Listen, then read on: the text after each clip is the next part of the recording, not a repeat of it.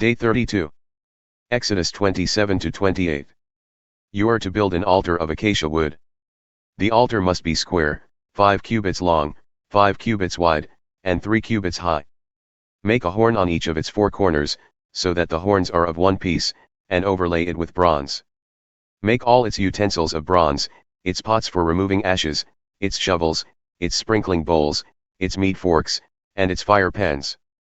Construct for it a grate of bronze mesh, and make a bronze ring at each of the 4 corners of the mesh.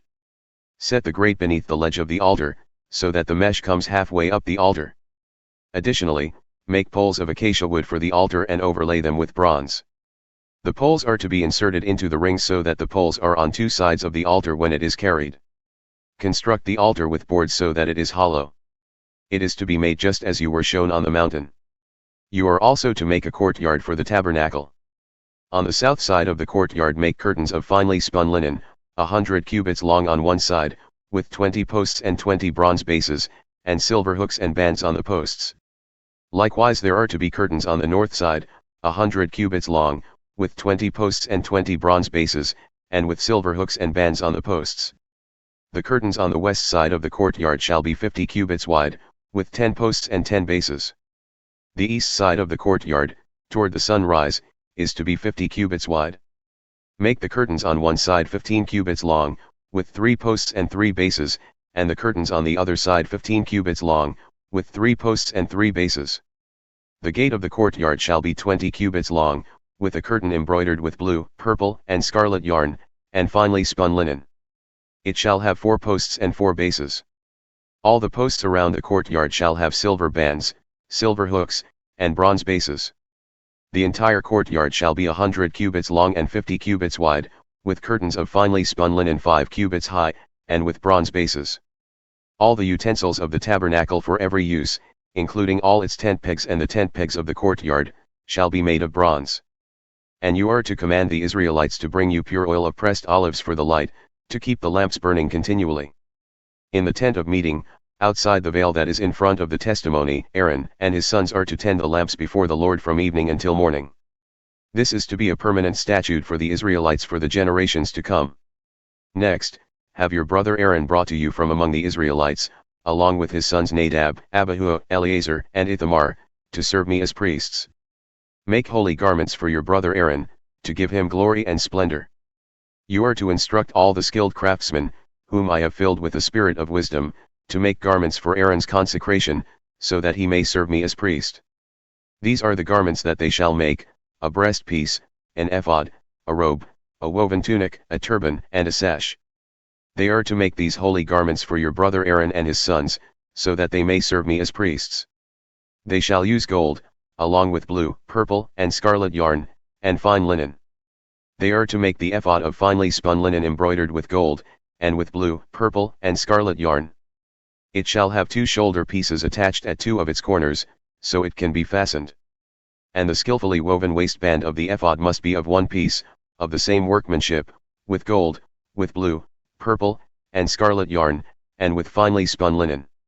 Take 2 onyx stones and engrave on them the names of the sons of Israel, 6 of their names on one stone and the remaining 6 on the other, in the order of their birth. Engrave the names of the sons of Israel on the 2 stones the way a gem cutter engraves a seal. Then mount the stones in gold filigree settings. Fasten both stones on the shoulder pieces of the ephod as memorial stones for the sons of Israel. Aaron is to bear their names on his 2 shoulders as a memorial before the Lord. Fashion gold filigree settings and 2 chains of pure gold, made of braided cord work, and attach these chains to the settings. You are also to make a breastpiece of judgment with the same workmanship as the ephod.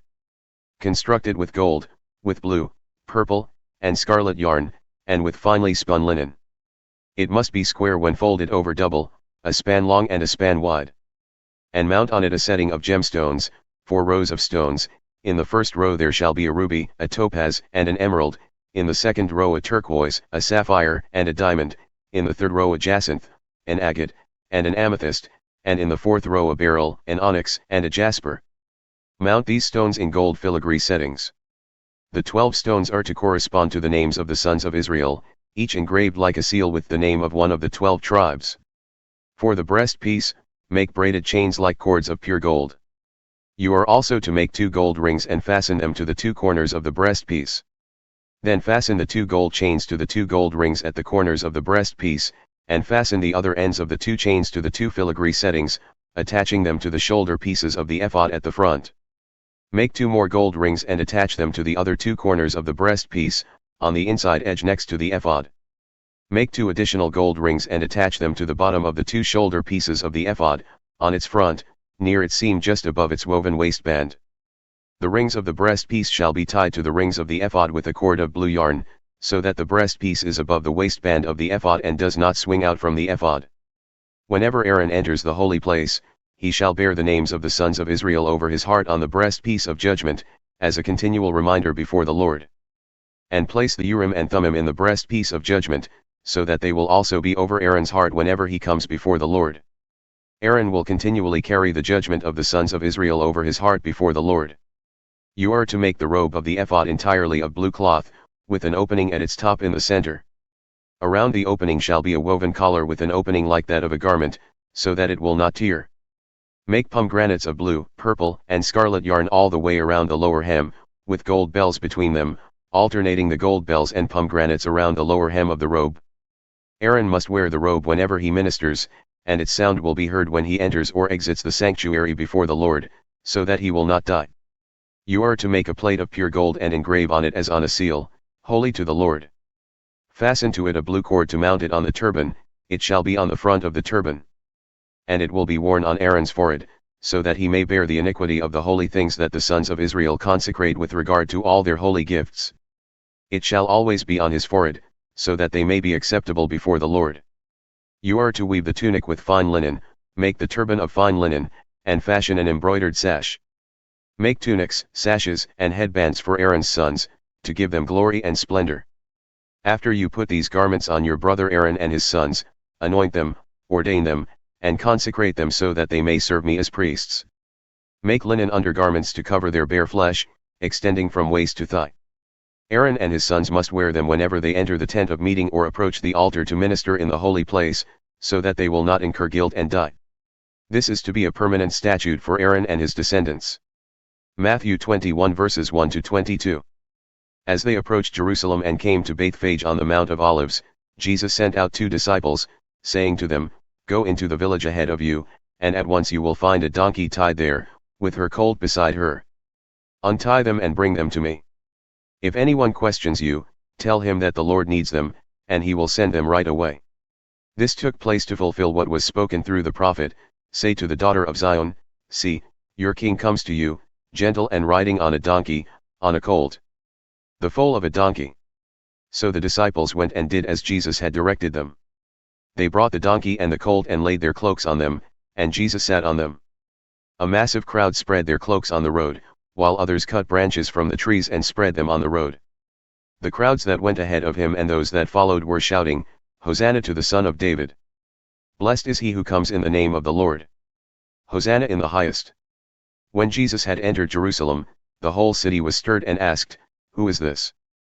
The crowds replied, This is Jesus, the prophet from Nazareth in Galilee. Then Jesus entered the temple courts and drove out all who were buying and selling there.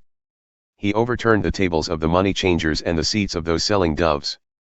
And he declared to them, It is written, My house will be called a house of prayer. But you are making it a den of robbers. The blind and the lame came to him at the temple, and he healed them. But the chief priests and scribes were indignant when they saw the wonders he performed and the children shouting in the temple courts, Hosanna to the Son of David.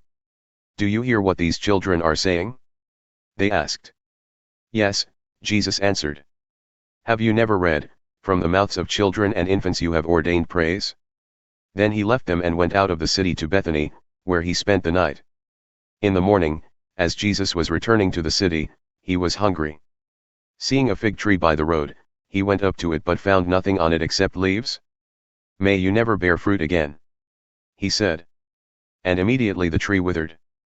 When the disciples saw this, they marveled and asked, How did the fig tree wither so quickly?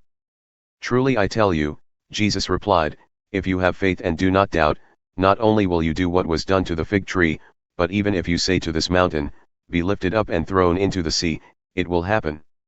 If you believe, you will receive whatever you ask for in prayer.